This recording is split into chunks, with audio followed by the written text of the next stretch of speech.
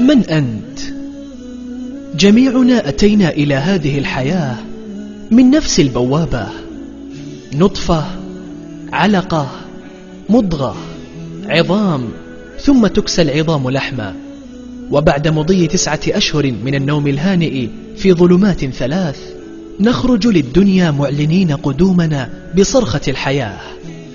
جميعنا مررنا وسنمر بنفس المراحل: ضعف الطفولة، قوة الشباب، ثم ضعف الكهولة، وجميعنا سنخرج من صخبها بقطعة بيضاء ولحد صغير.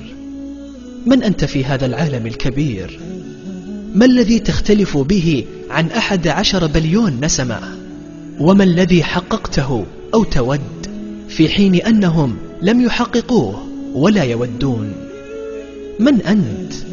هويتك كبصمة يدك، لا يجب أن يشبهك فيها أحد.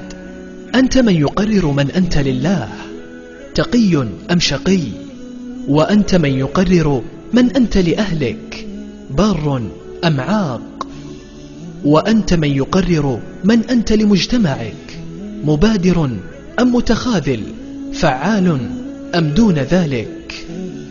يا رفيقي، لأننا دخلنا إلى قلب الحياة من ذات المدخل، وعشنا فيه ذات الصعاب، وسنرحل عنها ونخرج منها من مخرج واحد. قرر أن يكون عرض حياتك مختلفا، واترك هويتك بصمة لا يقلدها أحد. توقف هنا لبرهة، وأخبر كيانك من تكون.